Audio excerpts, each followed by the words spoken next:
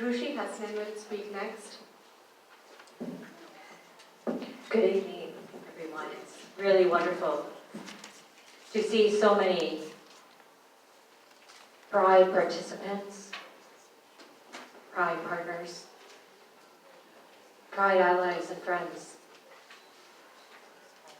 My name is Rushi Hassan, and I'm the PI of this very important initiative and collaborative called Pride, Partners of Refugees in Illinois Disability Employment. We've been running this project for 3 years, thanks to funding that was provided by the U.S. Department of Health and Human Services, and specifically through the National Institute on Disability, Independent Living, and Rehabilitation Research. Currently, there are approximately 25 million refugees worldwide, with about 13 million living with a wide range of disabilities, inclusive of physical and sensory, cognitive, or mental disabilities. However, despite the fact that we are and have been known as a resettlement destination, there has been limited culturally and linguistically appropriate research being conducted in the U.S., particularly in the area of employment and career pathways when it comes to refugees and asylees with disabilities.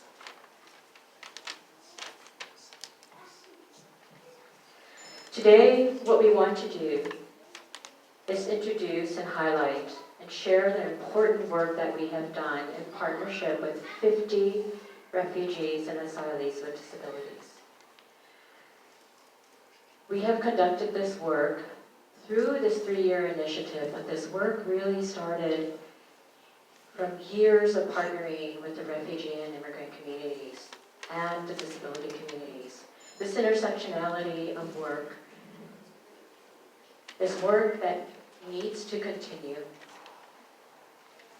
And today, with this collective forum, we hope to have a dialogue of the insights of the wonderful work that we have done in partnership with refugees and asylees with disabilities. Welcome, and I would like to pass the next message of sharing of our Pride overview and goals to Mancha Mirza. Thanks, Rushi. I want to echo everything that Rushi said. Thank you all for being here, and thank you especially to Pride participants and all our collaborators for making our program such a big success. We don't have the time today to get into details about Pride, but I will quickly share with you what our main objectives were and what we've achieved over the past 3 years. So one of our objectives was to build capacity among refugee and asylee service providers so that they can better meet the employment-related needs of refugees and asylees with disabilities. And in relation to that, we created an online training module for service providers. We had about 8 content areas covered in the modules, and we've been successful in reaching several service providers representing different organizations, of whom 16 have completed the modules, as well as our pre- and post questionnaires related to that. Another important goal of Pride was to improve connectivity between refugees with disabilities, service providers, and employers. And to that effect, we were able to create an information technology tool that can improve connectivity as well as referrals, as well as follow-up on whether referrals to different community agencies have been successful or not. And our tool is currently under beta testing. And our third and most important objective was to provide an employment training and support program to at least 50 refugees and asylum seekers with disabilities. And we were able to do that successfully. We did have 50 participants, and it's amazing to see so many of them here. And we want to honor them and recognize their contribution to Pride success. So we have some roses, and we will be giving all of you some roses. Thank you so much for being part of this journey. And having said that, we want to show you a few more glimpses of the Pride documentary.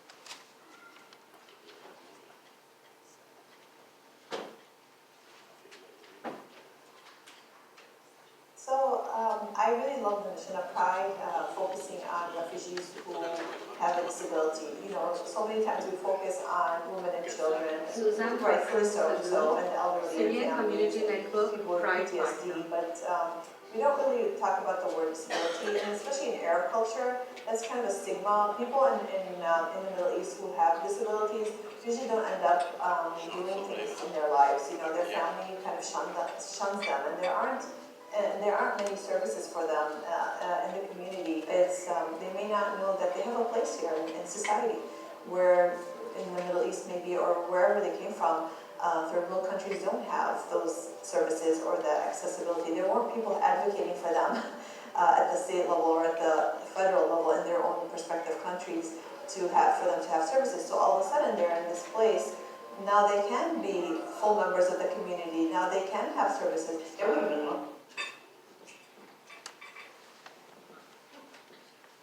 So we would like to introduce our other Pride partners. Leah Tenur from Heartland Human Care Services and Samad Abdul Rahman from Rohingya Cultural Center.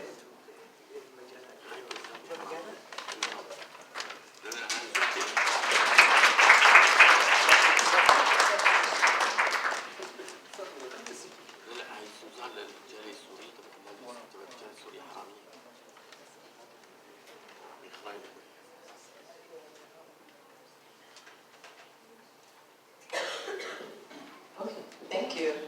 Hi, everyone. Thank you. I'm very happy to be here to see a full room of people in support of this initiative.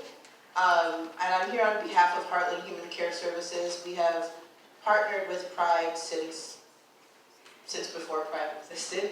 And we have really seen a lot of benefits for us as an organization and for the community.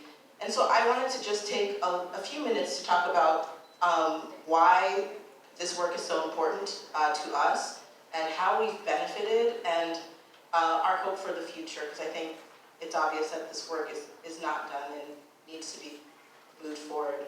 I think we've already heard today that there, historically has been not so much intersection of work, refugee service providers, and disability service providers. And Pride has done a really important job and the really important work of making connections for us who work in refugee services to be able to better serve refugees that we are working with disabilities, particularly when it comes to employment, which has been and continues to be a struggle for those of us who do the work. And I think through this partnership with Pride, our staff have really gained a better understanding of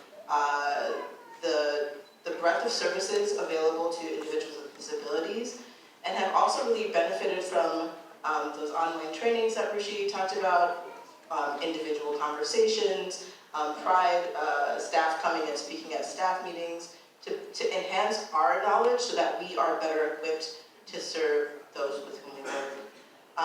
And I think we have also seen, most importantly, a benefit for our participants who have been connected with Pride. There are many that were resettled through Heartland and have been and are engaged with Pride services. And I think Pride has done what we haven't been able to in sort of connecting people with meaningful paths to employment, individuals with disabilities. And that work is crucial, and that work needs to continue. And so I think, to wrap up my remarks, I think I really want to stress how critical this has been for us, and how it continues to be a critical need, not just for Heartland, but for all of the refugee service providers in the state of Illinois and in the country, actually. I think this can really serve as a model for the rest of the country on how to do this work and how to do it well. But I'm very hopeful that this is not the end. It's the end of this 3-year project, but not the end of the project, because I think there is so much more important work to be done, and I'm happy and honored to be able to take part in small ways. So thank you.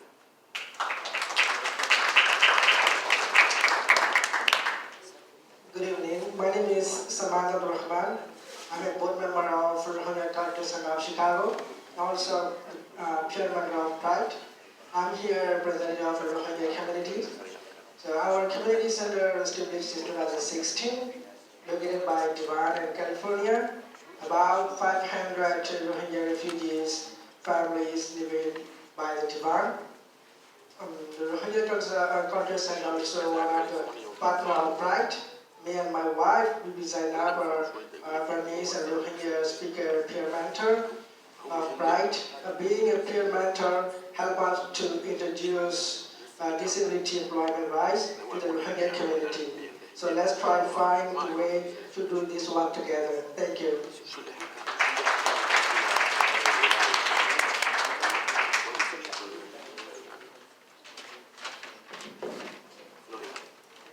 We are now moving to the peer mentoring section of Pride.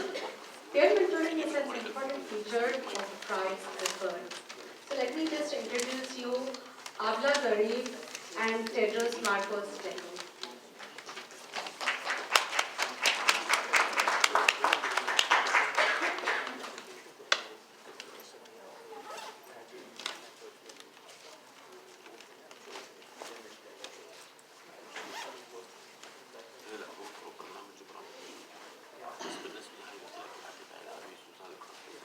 Hi everyone.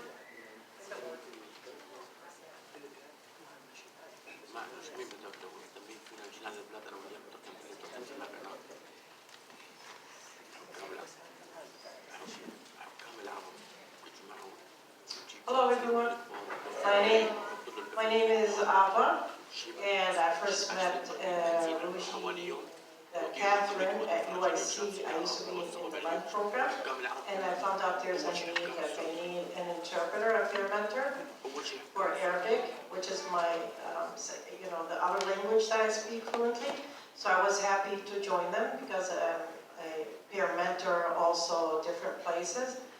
And I was looking forward to join them and help them, and I thought it was had a great potential because even for the people who live here, citizens, we're citizens who live here, we don't even know about all the resources that are available here. So it was great because to help refugees, because when people first come to this country, they feel lost, and the language barrier is great, and it's hard for them to get around and to acclimate. So I thought it was very beneficial and great that Ruji did this project because we helped connect people to different resources that they were not aware of. And we lent them a hand, whether it's people who needed help getting their wheelchairs fixed, talk to the insurance, or even hook them up with different agencies that would help them find employment, or call DRS for them, because even those places they were supposed to offer interpreters, they usually don't, so these people really needed a lot of help. And I was glad that I was able to help.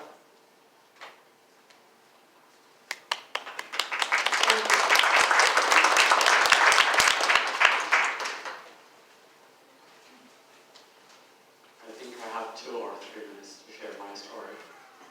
I have to run 600 miles a minute. In April 2013, I left my country for good due to political persecution in connection with my background as a reporter. After years of protracted security screening and taxing life in exile, I was eventually relocated to the United States in December 2017. It was supposedly the beginning of a promising future for someone like me who was officially resettled to the United States, while at the same time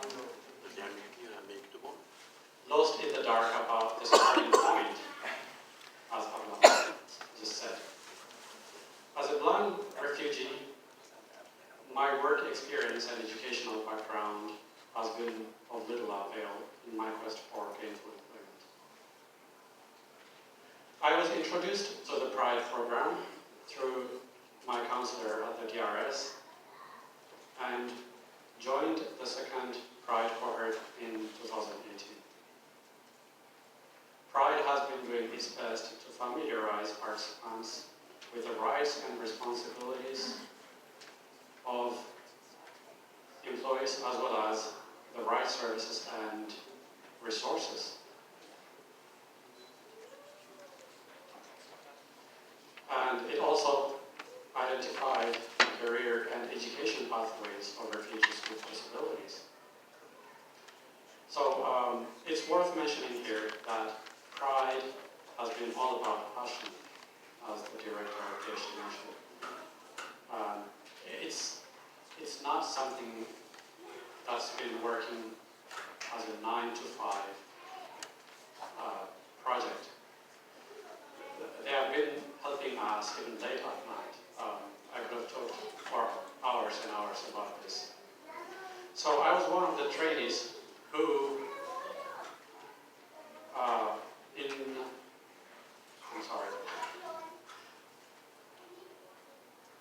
I was one of the trainees who in January 2019 applied her Pride's recommendation for leadership education in neurodevelopmental and related disabilities program, which is also known as LEND at UIC, for which I received a letter of acceptance in May.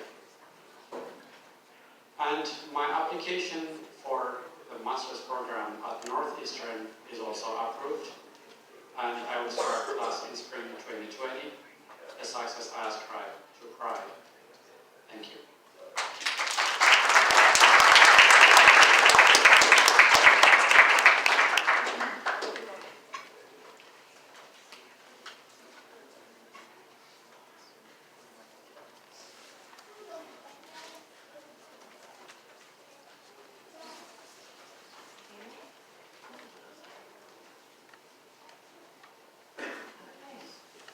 Well, I'm happy to introduce Rahnee Patrick, who just came here, and you've been hearing about the Department of Human Services, Rehab, and Ronnie is the fairly new director from there, which we're really delighted that she's the new director there. We've known Ronnie for a long time because she worked for, 9 years at Access Living, which is a major organization nationally and locally around advocacy for people with disabilities, and she was head of their independent living. She actually served many years ago on our, directed our CAC, which is our advisory group, community advisory group council. So I'm very happy to introduce Rahnee, and glad you're here. Thank you, Kumar, I really appreciate it. Thanks for everybody's patience too. I think there's some key points that I'm supposed to address. And let me just tell you too that I have been in these seats that you all are in, and I wanted to acknowledge that you are so powerful that you're making me very nervous because I now represent you in the state of Illinois. So I want you to feel really strong about how nervous I am being here because I want to hear and represent all of you well. Thank you, Catherine. And so, I come to the division as a customer. So I started 6 months ago now, as a director of employment services for people with disabilities. And many of you know us as DOORS or DRS, ER, Home Services Program. How many of you have applied for Social Security? Anyone apply for Social Security, clapping, or anything like that? I also, there's 400 employees that I direct that are doing those, that are reviewing those applications.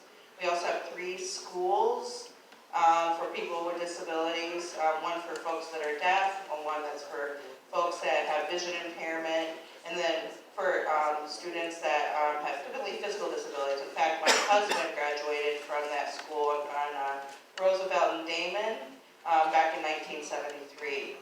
And I also had to use the client assistance program. My home health agency had spied on me to see whether or not I was driving. while getting bathing services from the home health aides, and I had to use the client assistance program as a way to make sure that my rights weren't violated as a person with a disability. Those are all of the programs that I now am in charge of. There are 1,700 employees in the division. There's 43 offices across the state of Illinois where we're meeting with all of you as people with disabilities. And, you know, the part that is really important to me as a person with a disability who got all of these services from the division is that all of you have like a better experience than I have had in terms of working with folks to help us to get jobs. And so I'm a daughter of an immigrant from Thailand. My mother moved here in 1973.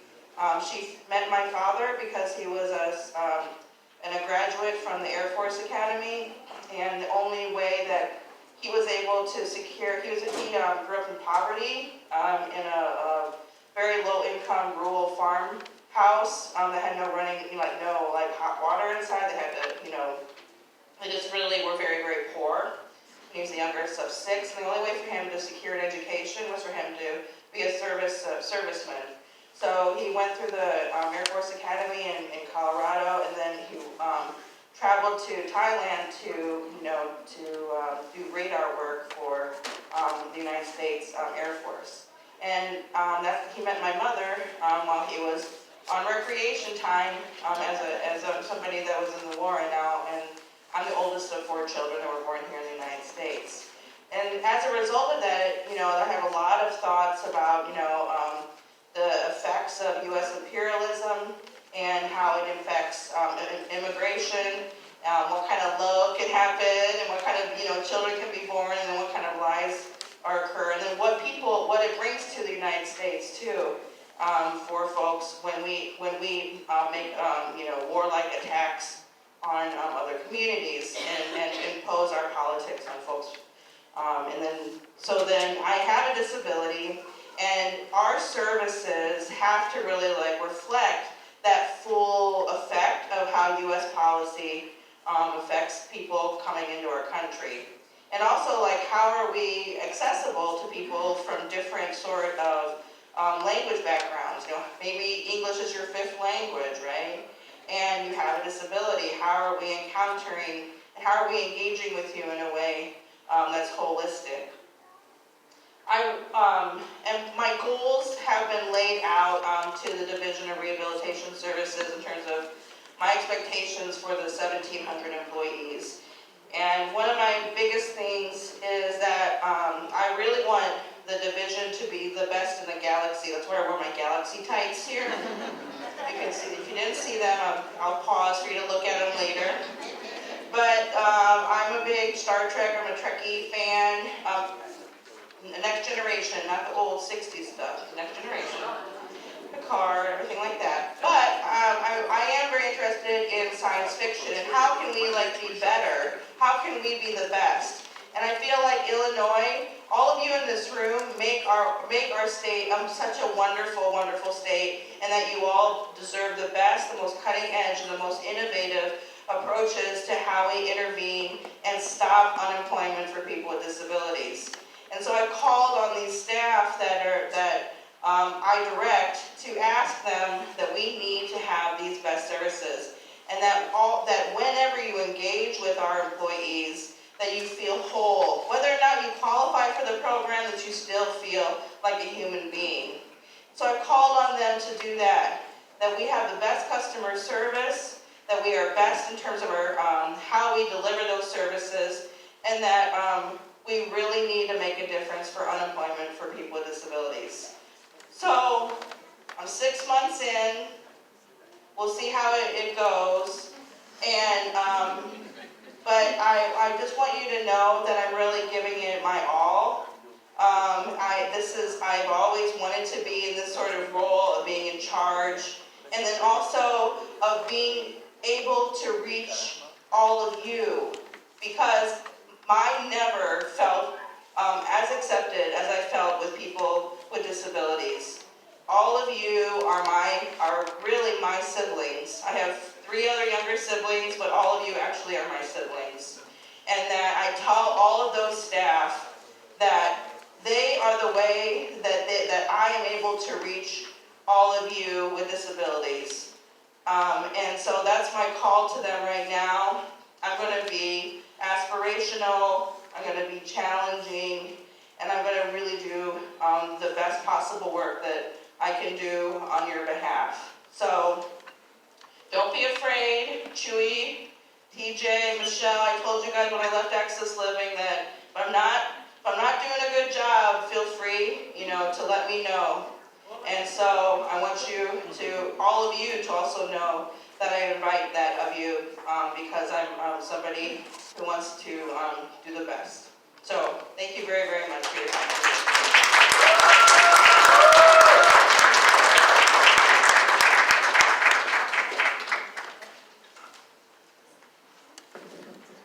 Thank you, Ronnie. That was very inspirational, and we really look up to you. Thank you very much. So now we are going to show you another Pride documentary clip introducing the entrepreneurship component.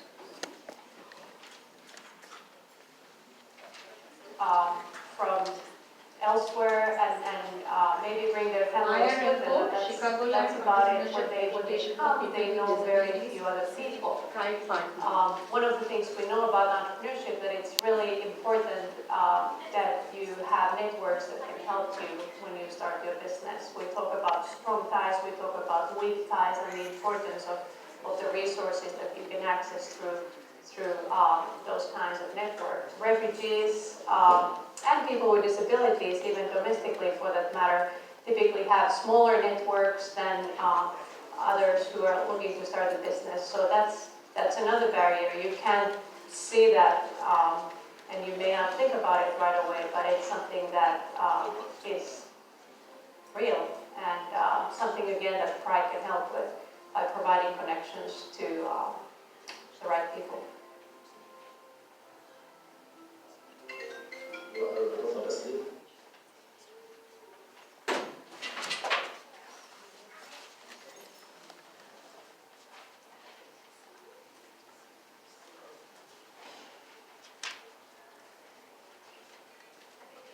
So now we will have a Pride panel discussion with the participants and the partners. Catherine Duke will facilitate the discussion. Let me call upon Nana Ahmed, our community partner, and our Pride participants Dima, Hana, Ali, and Maria.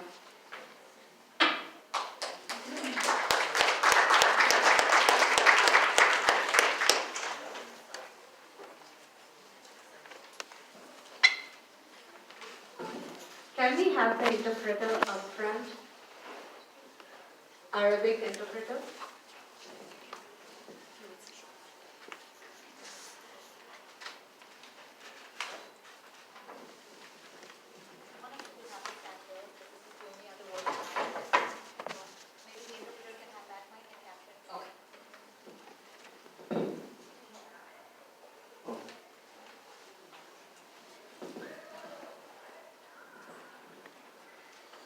So as many of you know, PRIDE stands for Partners of Refugees in Illinois Disability Employment. And so really the greatest strength of our program is our partnerships with the community, with state agencies like the Division of Rehabilitation Services, and also with our community partners and participants. And so we're going to get a chance to hear some of their voices and their perspectives about the PRIDE program. So we'll start with Nana. She's one of our community partners, and then we'll have our participants speak about their experiences in the program. So Nana, if you wouldn't mind just telling us about your role in the community and also what you've done with PRIDE.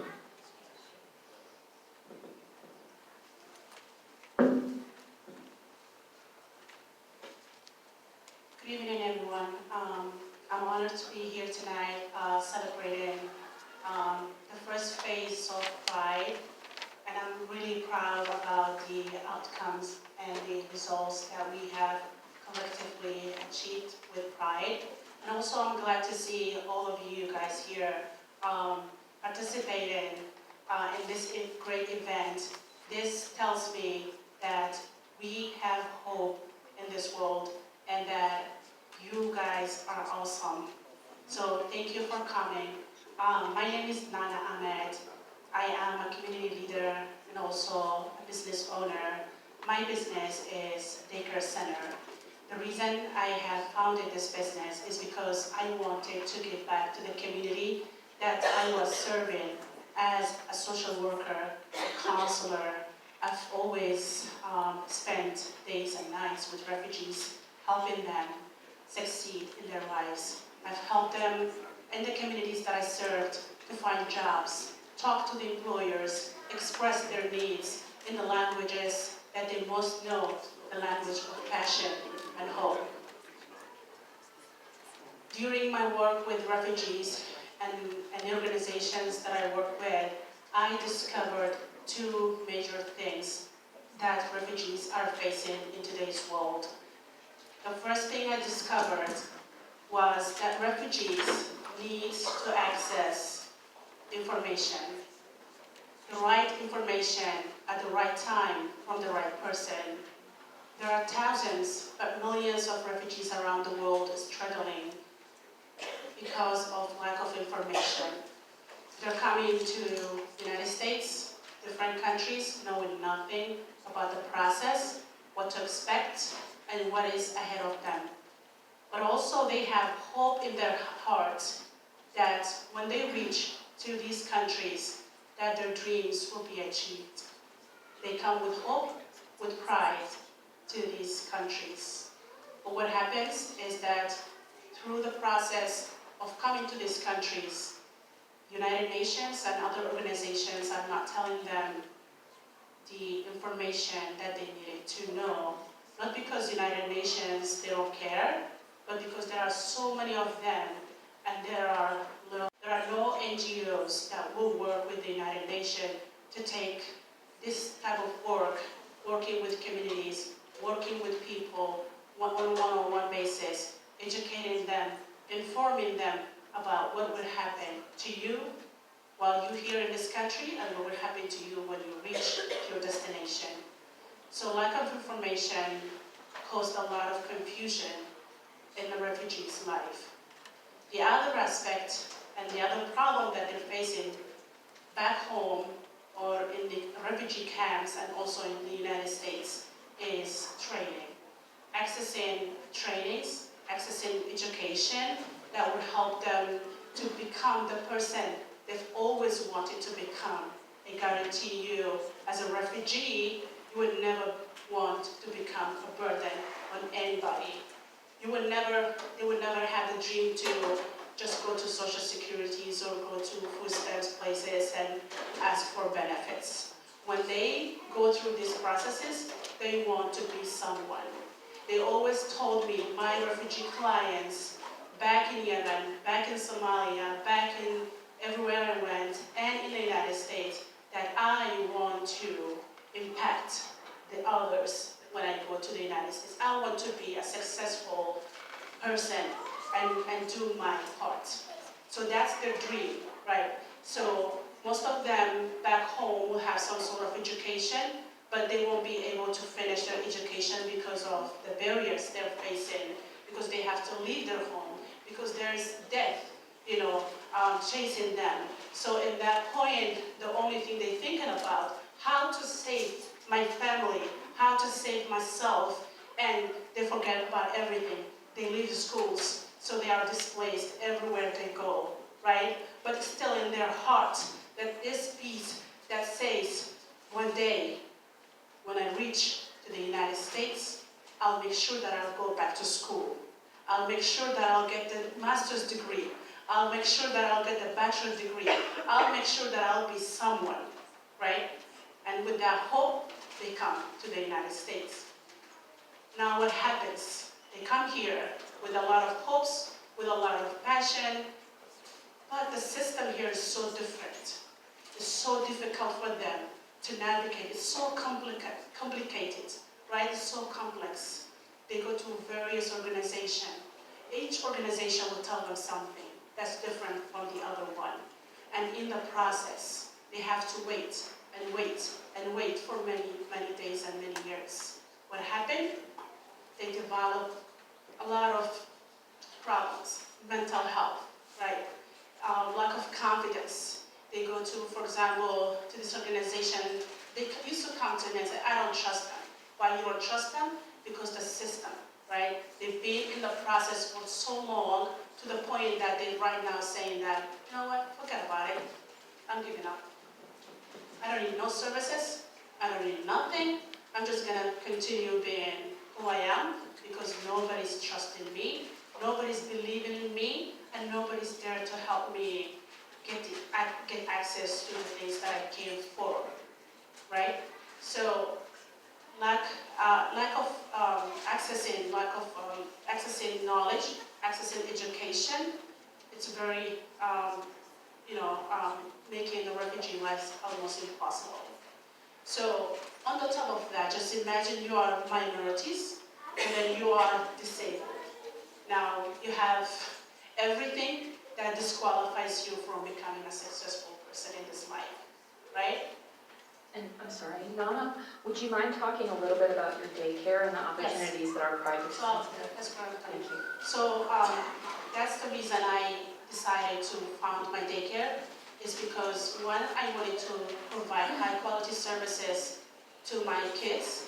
Two, I decided to open a training program for parents who are willing to become somebody and who are willing to get a certification to either open their own business or to work in a daycare center with a certification that they have. And it is through that, doing the job with pride, trained the participants here today that you see in, so that they can achieve their dreams and become successful. And by the way, Dima and Hannah are really excellent people, and they got hired by my daycare for the first time in their life, and that's what they taught me. I just wanted to tell you one more thing, that we are all so scared about hiring refugees and hiring people with disabilities, because I think somehow in our mind we're also disabled, because we keep putting all these barriers in our mind, saying that I don't think this person will be able to to move from one place to one place. I don't think this person will be able to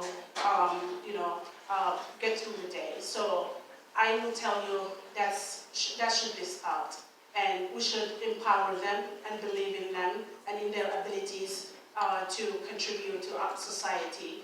All of us, we have some sort of problems, but some of us, they know their problems and it's actually diagnosed, but the rest of us, it's not. So that's the only difference.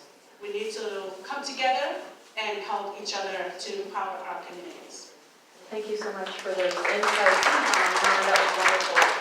And so, Dima, we'll come to you. And Pride is a program that is focused on each person's desired employment goal. And so, Dima, if you'd like to talk about your employment goal and how you worked with Nana to achieve it. So the first thing, I met Pride by a community that they introduced me to Pride. It was the Mirror, from Mirror. They introduced me to Pride, and I learned many things from Pride, and they helped me too, so many. I'm practicing my grammar. So I learned so much things from Pride. And they introduced me to Nana and Hannah, and now I'm taking trainings, and I will work with Nana in her daycare. And I hope in the future I could open my own daycare. Wow. Thank you so much, Dima. And we learn from Pride many things. Dima is a wonderful spokesperson for Pride, and she has been since the very beginning. Thank you so much, Dima. And then Hannah, could I ask you the same question about your employment goal and how you've worked with Nana and Pride? Good evening, everyone. thank you, Brad, for introducing me to Nana. She's working with me as training in CAKE program. When I am in Bride, just they ask me what I am interested in. I told them I am interested in to be like, because I love kids a lot. I'm interested to be in child care education. After that, I'm working with Nana as training. And now I am student too in Truman College. I take course early childhood education. I hope I will succeed in this course. And thank you, Bright. Thank you so much, Tyler. Extremely proud of you, what you've accomplished already. And then Ali, if you'd like to say something about your employment goals and your work with Pride, and then we have an Arabic interpreter there for you. Good evening, everyone. My name is Ali Muhammad. I come in the United States 2015.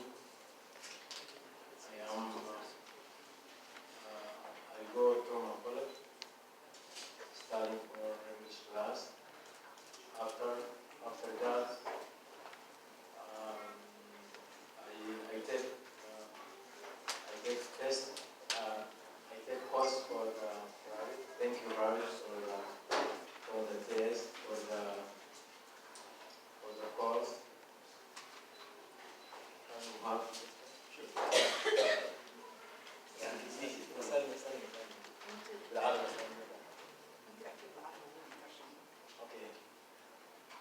شكرا جزيلا. أنا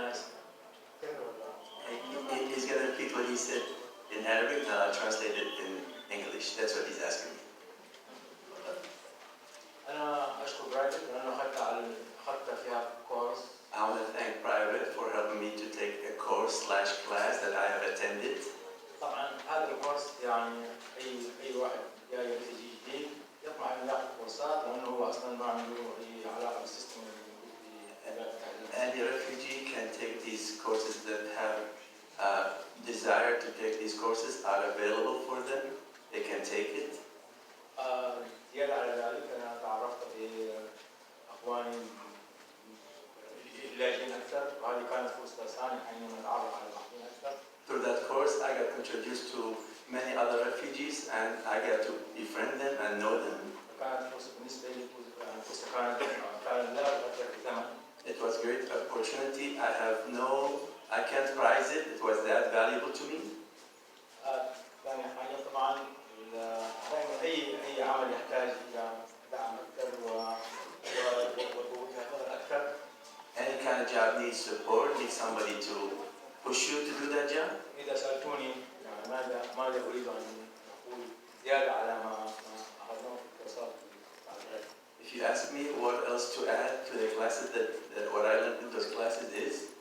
يعني نحن طبعا كلاجئين خاصة كنا بنحتاج لكورسات أكثر ما يتعلق بالكمبيوتر، ما يتعلق بالسيستم اللي موجود في أمريكا، ما أيضا كمان المفروض تكون عندنا أسئلة نسأل حول ماذا نطلب بشكل خاص أي شخص عنده رغبة محدد أي مجال محدد هو يعمل بالمستقبل.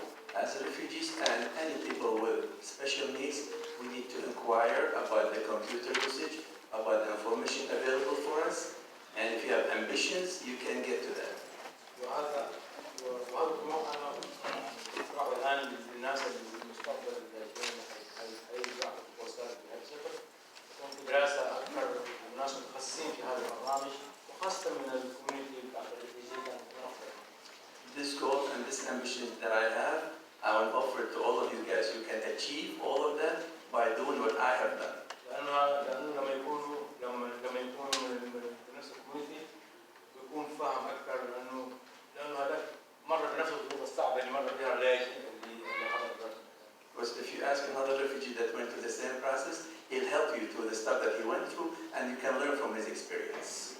كذلك يكون متنوعة طبعا هناك عندنا ناس من افريقيا من اسيا من اوروبا من اي مكان يكون في تخصص Also, due to the variety, people are from Africa, from other countries of Middle East.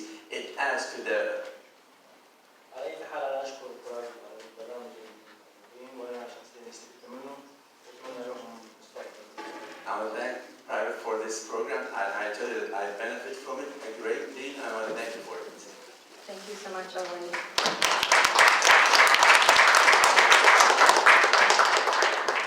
And then Maria, if you don't mind, if I just introduce you by saying Maria is the only person who found out about Pride on her own. Everyone else was referred to the program by our community partners or state partners or by other folks in the program. We had quite a few people in that category too. But Maria found out about the program and contacted us. So I'll just turn it over to you, Maria, to just speak a little bit about your goals, about anything that you'd like to say. Thank you. Hello everyone, Maria Alexis from Serbia, from Europe. Like Nana said, the main issue for me was that back home I was invisible. My government didn't see me, they didn't want to acknowledge me, they didn't want to take care of me, they didn't want to do anything for me. In that beautiful country in Europe, all green and healthy and organic and everything, industrially not developed, that's the deal. There's not one sidewalk adjusted for the people with disability and wheelchairs. There are no public toilets. There are no entrances for the people in wheelchairs into primary school, secondary schools. I haven't attended not one parent-teacher meeting for my 2 kids in primary school. In secondary, they were strong enough to carry me on the stairs, so we were good.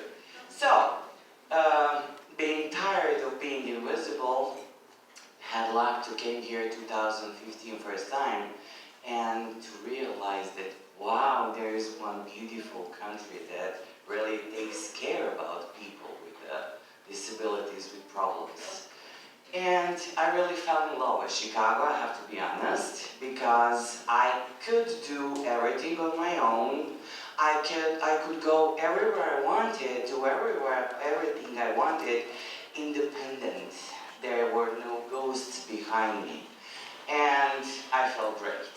My dignity, my pride, my everything was brought back to me, and I really decided that I want to come and stay and live here. I came, of course, on my tourist visa. I applied for asylum, and I somehow got stuck in a system. System is great, don't get me wrong, I really appreciate there is so many great people doing great things for us, people with needs. You are here because of us, but now I want to make it not about me or anybody else, but about you guys that are helping us, and thank you all, especially Pride, especially Miss Rushika Snan, Miss Catherine Duke, and everybody else that was involved in this project. I managed to find about them on my own, I was lucky enough. There is a saying, where is a will, there is a way. I found my way. Had my goals. When Catherine and I first time spoke, when she was interviewing me, she asked me, do I have goals? And I was like, of course, say which one you want to hear, short one or long one. So, my short-term goal was to start doing something, anything, to be able to provide for myself, because I don't like to, I'm independent, you can probably notice that all, so yeah, I don't like anybody to buy me my smokes, I buy them myself.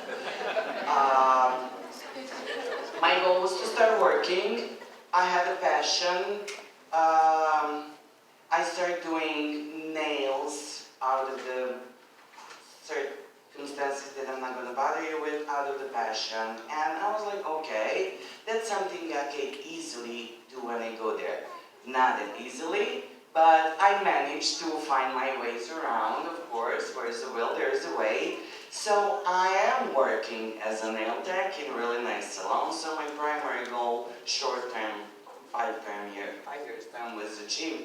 Next one is to open a restaurant, because Serbia also have beautiful food that I would like to bring and share, because what I love about this Chicago, besides it's accessible, super accessible, among the accessible cities, I believe, in the whole States, is this diversity that we have here. So many beautiful people, so many beautiful nations, so many beautiful cultures. Why not bring some beautiful things out of my culture here for you guys to see that sourdough, maybe Turks have better than ours, but only Turks and nobody else. So, next goal for me is to open a restaurant. It's gonna take some time because I'm stuck with Trump's administration, unfortunately. I'll have to say it out loud. Still waiting for the initial interview, still waiting for my social security number, still wasn't able to achieve any of the great possibilities that you guys are trying to make for us. So, but yeah, we'll get through it. So far, thanks to Rushi, Pride, Catherine, and everybody else, I'm here where I am, happy and moving forward. Thank you.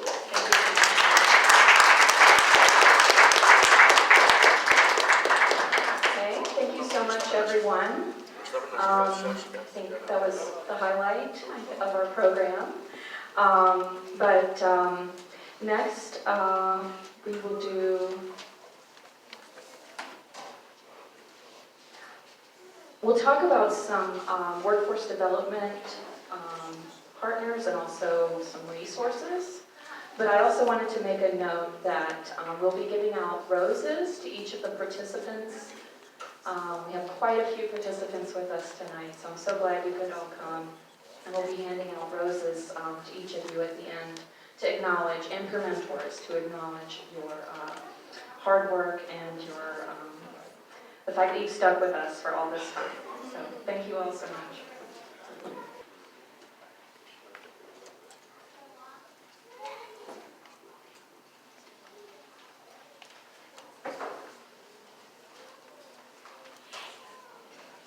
Hello, everyone. My name is Bill Morton. I'm president of the Rogers Park Chamber of Commerce. We represent the residents, businesses, nonprofit organizations, and institutions of Rogers Park. We celebrate our diversity because we are the most diverse community in our city of Chicago, if not the entire United States. We've become members of Partners with Pride since the very beginning. We've come to countless different workshops and events and educations. We've encouraged our small businesses to hire refugees with disabilities, and we have we've taught them how to hire refugees with disabilities. We've showed them with pride how to change their storefronts and their workspaces so that it's better for people with disabilities. So overall, we've been to many different events, and you know you're at a Pride event when there's 40 or 50 different nonprofit organizations supporting refugees with disabilities, and there's a lot of food at the end of the day. So I just have a couple notes. Look around the room. Everybody, look at everyone. I go to meetings all the time, citywide, and I don't see the diversity that I see here. Ever. Never, ever. This is our diversity, this is our empowerment, this is our community. And thankful to death for Pride, for helping all of these people. And I'm proud to support them. After all of this time, it is my honor, duty, and pleasure. I'm getting emotional because I love you guys so much.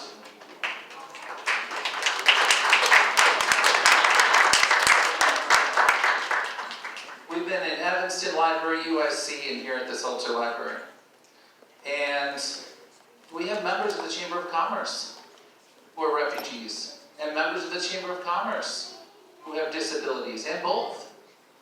And we want to make sure that you guys, your voices are heard, and this message from Pride is understood. I will follow Rushi wherever she goes. This is our second project together, and I'm very thankful to be a part of it. Thank you so much.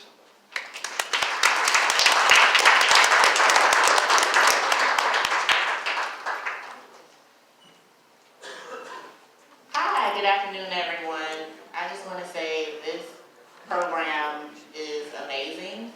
My name is Rahnee Patrick. I'm with the Office of Student Health and Wellness within Chicago Public Schools. Maybe some of you have children in Chicago Public Schools.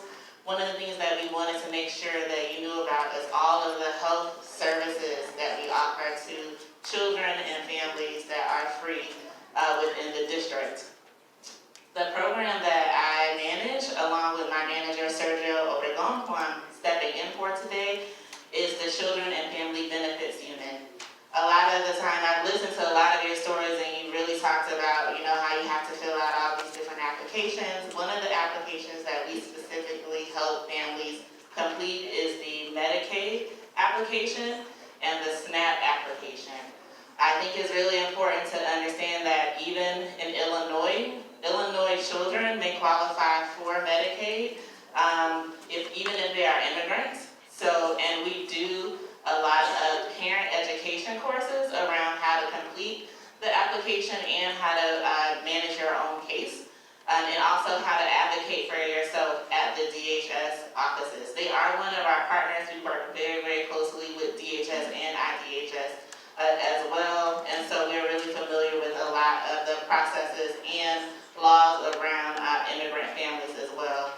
A couple of other services that I want to note that our office provides is we provide free, not only vision screenings, but we actually provide free glasses to children who need glasses so that you don't have to pay for that out of pocket. We replace lost and stolen glasses for free. We also have a dental exam program where we do dental exams for families as well.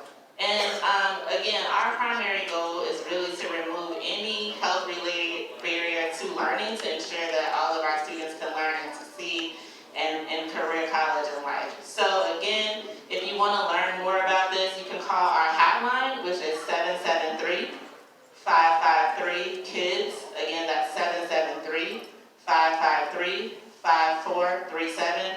Or you can simply go to cps.edu/Medicaid, and you can find that information as well. Again, all of your stories are just very, very moving, and really, really glad to be here this evening and share it with you. Again, I'm Leandra. Thank you.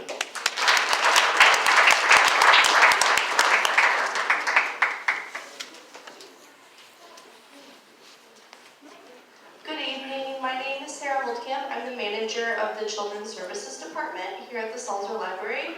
We're so happy to have all of you here tonight. This is a really wonderful event, and the library, we really are a community space, and I hope that all of you can know that when you leave tonight, know that this is your library and this is your community, and all of the resources we have are available for you. I'm just going to talk about a few of them. A lot of things people may know or may not know. We do have a cyber navigator who works at the library 20 hours a week. That's a fancy word for a person who can help you on the computer. So if you need help using email, if you need help with any online searching, job searching, resume writing, basic computer skills, working with things like Skype, you can utilize that. We also have 2 study rooms that you can book free of charge, in addition to this room and the community room that you probably were in earlier today. All of those can be booked through the website. We have homework help for students after school. We know that a lot of times homework is very confusing for everyone. So if you have a child in school and you would like to get free homework help, we have homework help. It's actually at all library locations, not just the Salter Library. So if you live near a library that is closer to your home, There's also homework help there, completely free of charge. You do not need to register. You just need to bring homework. That's it, just bring your homework. And they're certified real teachers. I always tell the kids, these are real teachers. It's way better than me helping. I'm not great at the math homework for 5th through 12th grade. We also have a wide array of collections. Some collections, everyone knows we have books, but we also have a lot of materials that we can interlibrary loan from different places in the state. We can interlibrary loan Braille materials. We actually have some Braille records on hold for a patron right now. In addition to that, we have a lot of e-resources, e-books, e-audio books that you can download free of charge with your library card. We have a really cool database called Hoopla, which is sort of like Netflix, but it's free. I always like to let people know, listen, you don't have to pay $7 a month, you can just use your library card.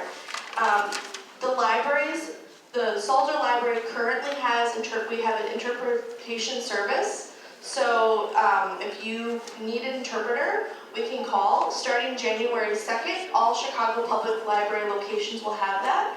So if you need help in another language other in your native language, we will call this service and get you help for whatever you need. In addition to all of these resources, we have a lot of programming for children all the way through adults. So many programs every day. We would love it if you use your library. Amy is here today. She's in the back there. If anyone would like a tour of where things are in the library, it's a big space. We would be more than willing, since you're here today, to kind of let you know.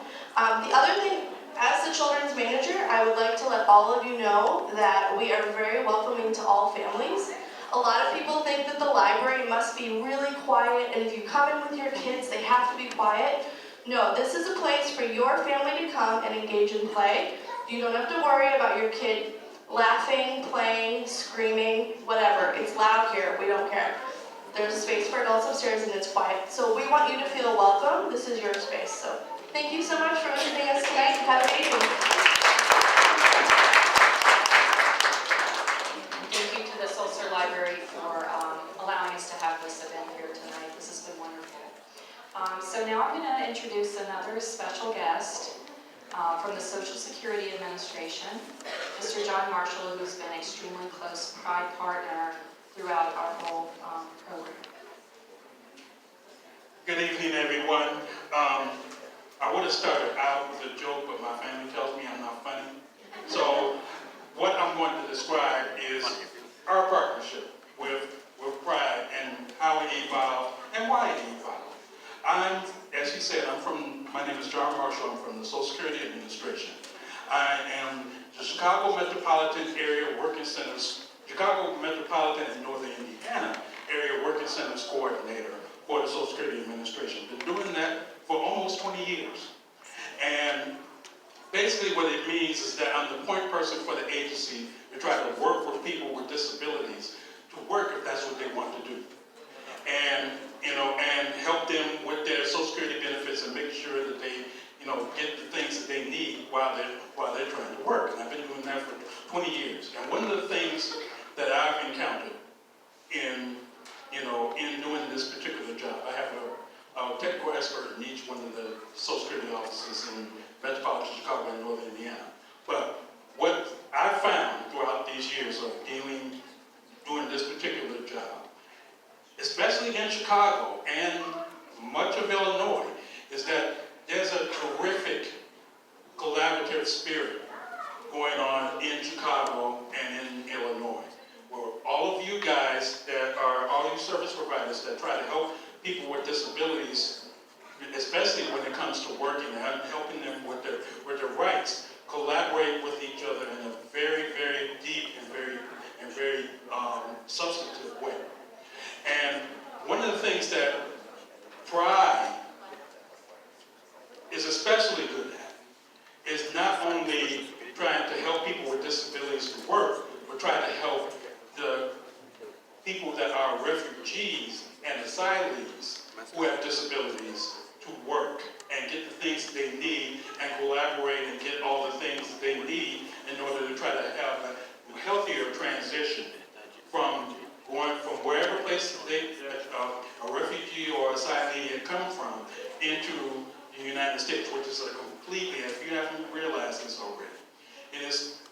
so complicated. It is so much red tape. There's so many different things. There's so many stovepipes all over the place. But one of the things that Chicago has a unique way in order to try, in dealing with all these complexities is that we collaborate with each other. And Pride brought in that collaboration to the refugee and the asylum community to try to help people with disabilities to work, but not only work, get on benefits in the first place. Be able to, some of the things, the possibilities that people with disabilities, even asylees and refugees, would be able to do. It's already hard for anybody in the United States in order to get services. But it's even much harder if you're disabled, and it's even triply harder if you're an asylee and you're a refugee with a disability. And so what they've done is brought all you guys together and tried to get the things that, tried to pull all the service provisions together so that we would make asylees and refugees a lot smoother way in order to transition to getting to work in the first place. So the reason why I know this and why I know that Chicago and ultimately Illinois is probably one of the best places in terms of collaboration in the nation and it's really in the world. Because I've even had people from Amsterdam to come to me and ask me, oh, hey, what's going on with Chicago? Why is Chicago so, how do they collaborate? So recognize that you're in one of the best places in the country. Sometimes people see in the world in collaboration when it comes to trying to help people transition, from being asylum, from being a refugee, and having a disability and work. So Social Security is always at the table, for most of these organizations. That's why I know about what's going on collaboratively. And, we used to collaborate a lot with UIC. We had a Partners for Inclusive Employment. So we had there's a lot of stuff that's going on. Just recognize that need for something like Pride, the need for, how really critical it is to understand the issues surrounding refugees, the issues surrounding asylees, with them being disabled.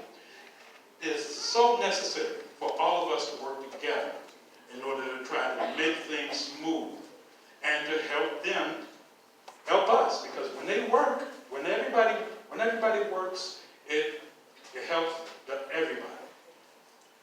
So it's a matter of inclusion. If you're in America, you're supposed to be included. Thank you.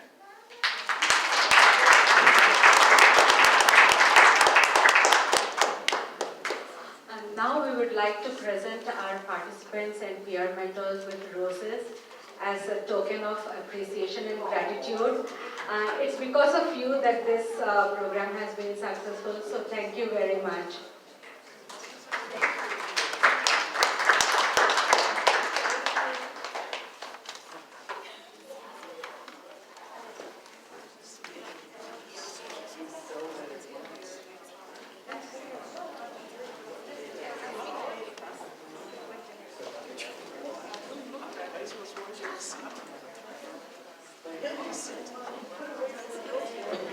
Thank you, Sumitra. Well, hasn't this been fantastic? Let's have a big applause for all the organizers, for the project individuals, for the team, and thank them for their great leadership in this process that has gotten us here today.